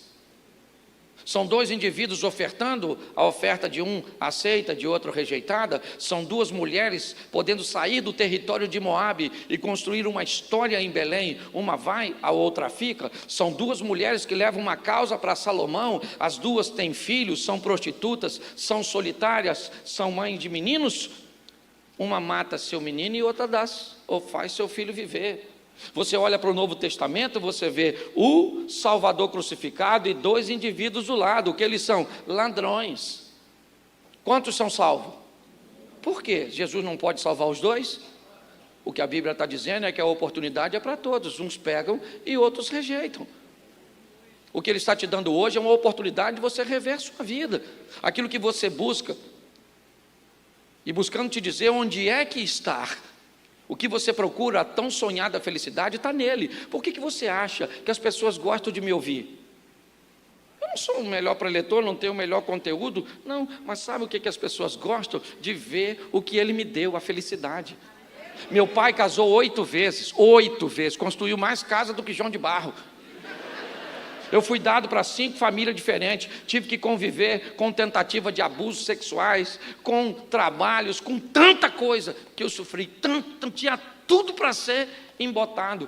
1992, eu descubro no Salmo 27:10, que diz, ainda que teu pai e a tua mãe te desampararem, eu, Senhor, jamais te desampararei. Aí eu olho para o profeta, ele diz, pode uma mãe se esquecer de um filho que amamenta, mas ainda que ela se esqueça, eu, Senhor, jamais me esquecerei de ti. Eu falei, eu não quero saber, Jesus me deu a oportunidade de ser feliz, e eu vou ser feliz. Meu pai casou 8 vezes esse ano, fiz 30 anos de casado com a mesma mulher. Você está entendendo? E quero ir com ela até o último dia de vida dela. Sim. Oro todos os dias, na hora de dormir. Senhor, não deixa essa mulher ficar viúva. Olha que oração abençoada para minha esposa. E Deus tem ouvido, louvado seja o Senhor. Lá na cidade, aquela mulher convence os homens, e ela diz, vem e vê, porque eu acho que encontrei o... Os caras falaram, vamos lá, não custa nada. Vai lá, chega lá, ela fala, é aquele lá, está no meio lá dos 12. É o 13º. Isso, ou o primeiro, como queiram. Ele lá, o chefe dos crentes. Chegou lá, começou a conversar com Jesus, Jesus só... E aí, rapaziada, beleza? Mas eu imagino, para e pensa, Jesus comendo aqui, ó, com os discípulos, tudo sentadinho, evangelistas, poderosos, vieram de mão vazia, só comidinha. De repente vem a dona, aquele montão de homem, atrás dela. Eu imagino Jesus olhando para ela, a minha evangelista lá, olhando para os discípulos. Foram lá, voltaram sem ninguém. A dona foi lá, acabou de se converter, já virou missionária. É porque tem uns missionários esquisitos. Jesus, tem um povo estranho. Olha o pastor Davi e eu.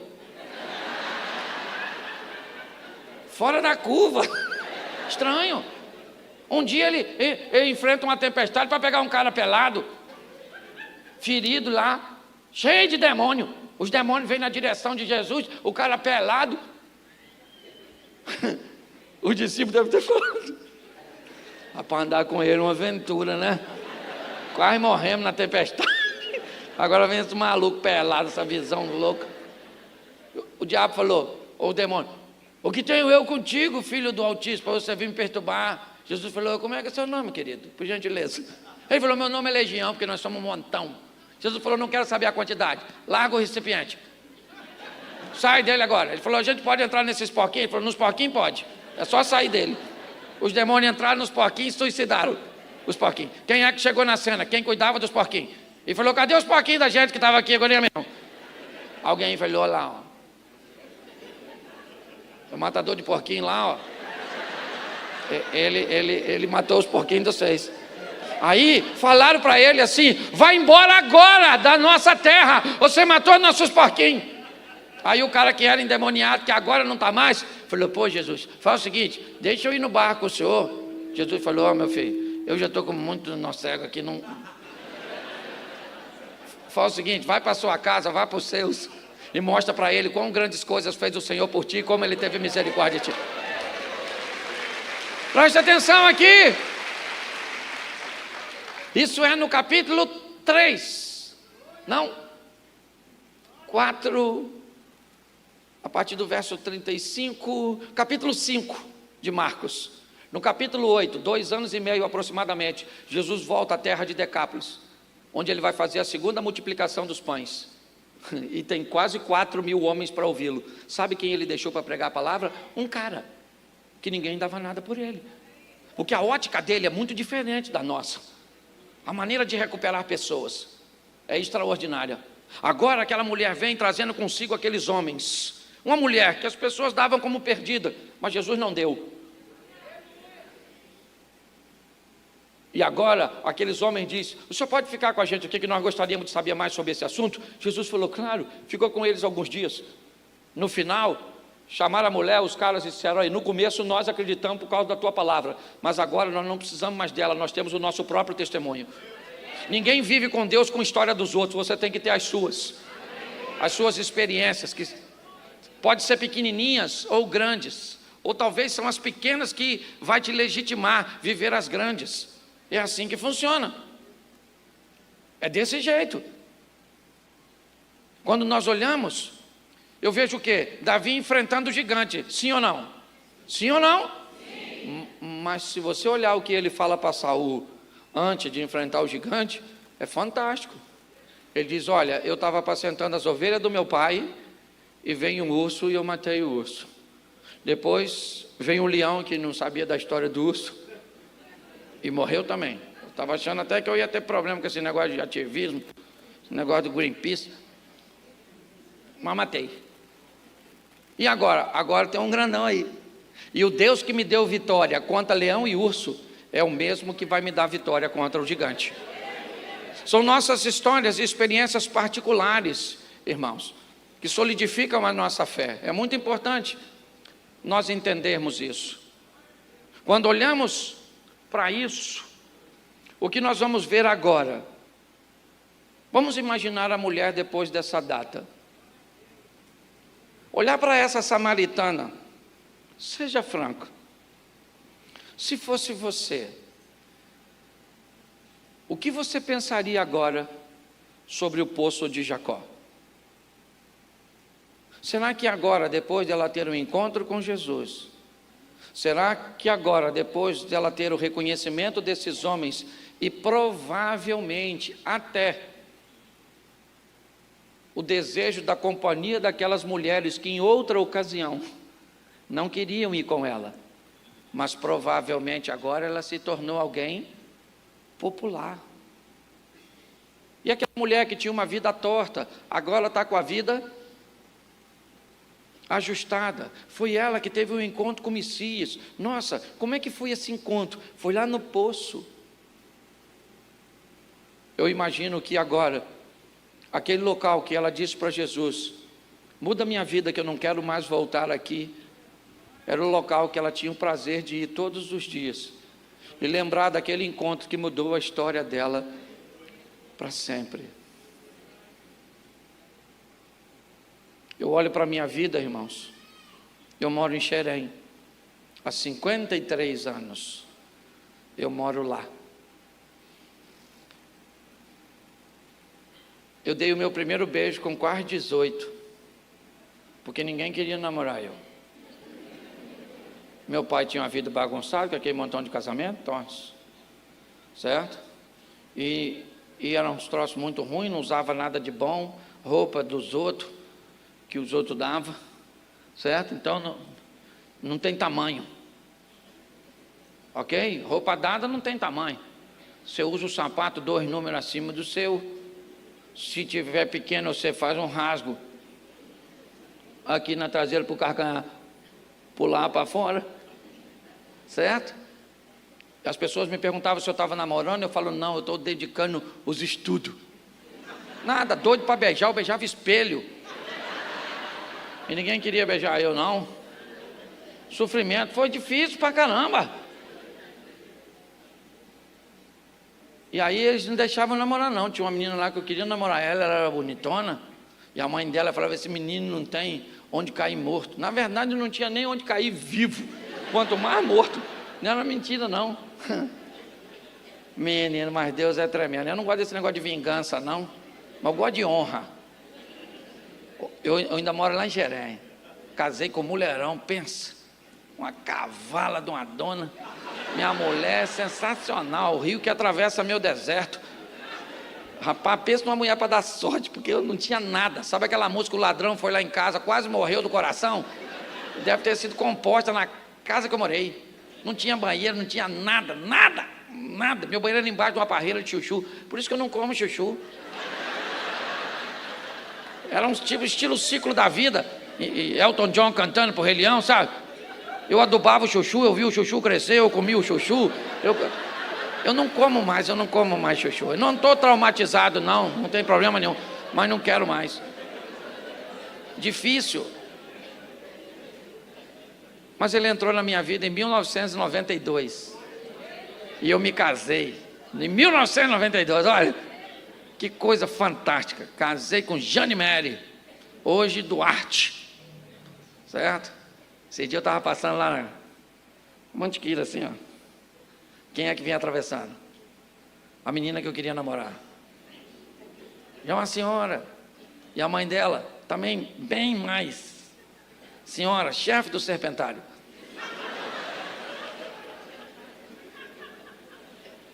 E aí eu olhei para minha mulher, olhei para a menina que eu queria, rapaz, eu falei, que livramento que o Senhor me deu.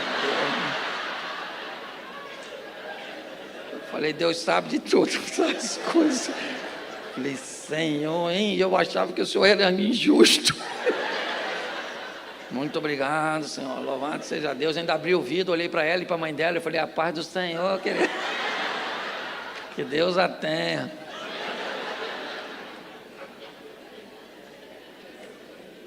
Pastor, o que você quer? Eu quero que você leve essa alegria para dentro da sua casa. Eu quero que você seja feliz, é isso que eu quero. Porque a vida é curta demais. Já já nós estamos morrendo. Todos nós estamos numa fila invisível da morte, onde ninguém sabe o número de sua senha. Já já alguém grita, 317 era tu. Nossa, fulano morreu novo. Então divirta-se. Pega essa mulher sua, vai sair agora, você está com a sua esposa. Na hora de entrar no carro, vai lá, abre a porta do carro para ela. Fala, entra minha filha, entra. Cuidado com o pezinho para não machucar. Isso, meu amorzinho. Às vezes você sai com o carro, ela nem entrou. Vai ela com o pé dentro, o outro fora. Calma, pera, meu amor.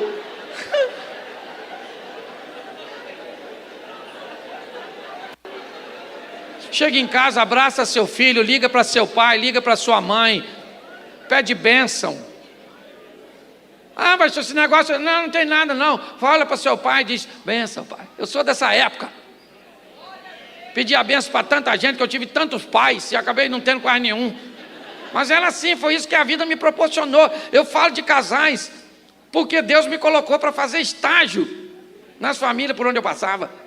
Sou traumatizado não, sou meio doido, mas quem não é? Certo? E eu me divirto assim, fazendo você sorrir às vezes de você mesmo. Porque às vezes você tem tanto motivo para chorar. Deixa eu fazer uma coisa aqui que eu senti. Eu queria que todos os maridos e mulheres, o casal que está aqui, esposa e marido, ficasse de pé.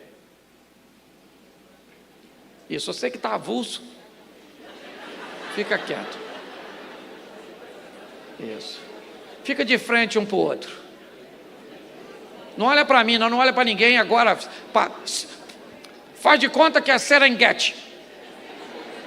Você está olhando, você é um leopardo olhando para uma gazela. Só os maridos agora digam para suas esposas assim: eu te amo, vou viver contigo para sempre. O que nos une é muito mais forte do que tudo que tenta nos separar. Sou casado para sempre com você. E essa noite eu ainda vou pegar você. Não falou não, né? Vocês têm vergonha. Continua, não bate palma não. Olha para sua esposa. Olha para ele agora e diga: eu também te amo. Foi Deus que me deu você. Nós vamos até o fim. E hoje você deu sorte. Eu estou facinha, fala. Dá um beijinho carinhoso no seu marido, dá um beijinho. Fica de pé. Fica de pé todos. Isso. Falei uma hora. Eu queria que você fechasse seus olhos. Me dá uma ajuda aí.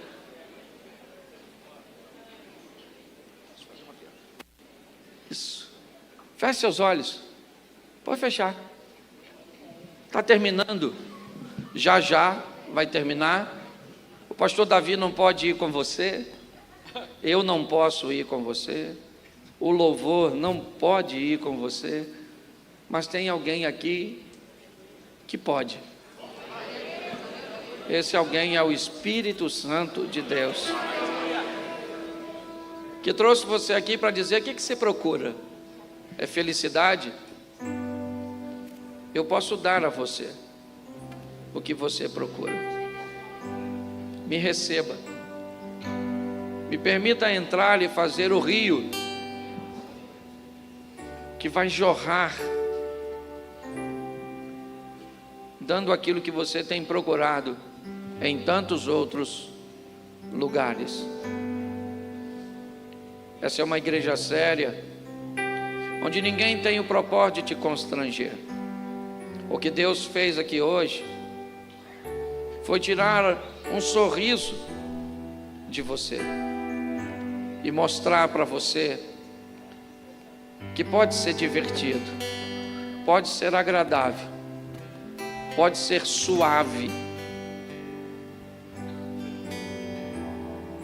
O poço hoje para você é a Igreja Maranata, um local onde você teve um encontro com Jesus. Se nessa noite você deseja voltar para os caminhos do Senhor, se nessa noite você deseja recebê-lo pela primeira vez, para levá-lo para a sua vida, para a sua casa, com muito respeito, se você hoje quer tomar essa decisão, eu queria que você levantasse a sua mão e eu quero orar por você. Isso, se você quer hoje voltar para Jesus ou recebê-lo pela primeira vez, levante a sua mão. Eu estou vendo uma mãozinha levantada lá atrás. Tem mais alguém? Aí em cima tem alguém? Se tiver, levante a mão. Isso, levante a sua mão se essa é sua noite. Eu quero orar, ok? Isso, tem mais uma pessoa aqui, ok? Isso. Se essa é sua noite, não endureça o seu coração. Tem mais alguém? Isso, Deus te abençoe, querido. É um culto racional. Eu estou vendo mais um com a mão levantada. Eu queria orar por eles aqui à frente, ok? Eu queria tocar em vocês, até porque eu vou encontrar com vocês de novo e vocês vão me dizer o que ele fez por você. Sai do seu lugar e vem para cá. Isso, pode ficar aqui embaixo. Eu vou tocar em você. Você que levantou sua mão, sai do seu lugar e vem para cá. Glória a Deus. Isso, vem para cá. Glória a Deus. Amém. Glória a Deus.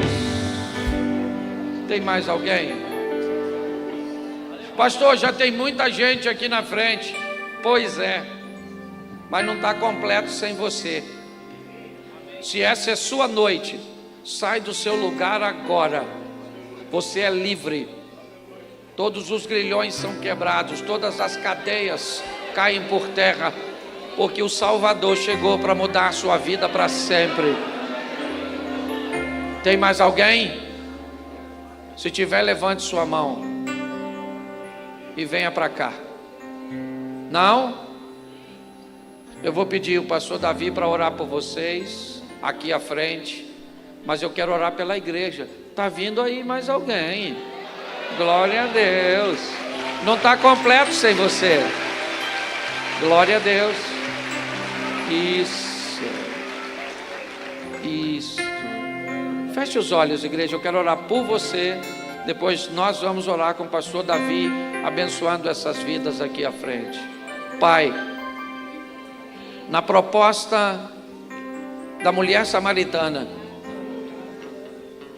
temos o exemplo de alguém que procura felicidade, que não está em nenhum outro lugar que não seja em Ti. Ó Pai, que o Senhor reine sempre no nosso coração, na nossa vida, e que estejamos todos os dias guardados por Tuas mãos poderosas. Abençoa cada lar representado, a cada família. Eu quero declarar que os casados são casados para sempre. Eu quero declarar que aquele que procura um matrimônio, que o encontre e que viva uma vida extraordinária. Peço a Tua bênção sobre os nossos filhos, sobre as nossas finanças, sobre os nossos netos, sobre a nossa saúde, pois tudo que temos está no controle das Tuas mãos. Te louvamos, te bendizemos, Tu és santo, só o Senhor é digno, te amamos, ó Deus, o Teu Espírito Santo é nosso companheiro, e nós não vamos desonrar aquele sangue vertido na cruz. Toma a Tua igreja, te somos gratos por tudo, em nome de Jesus. A igreja pode dizer amém?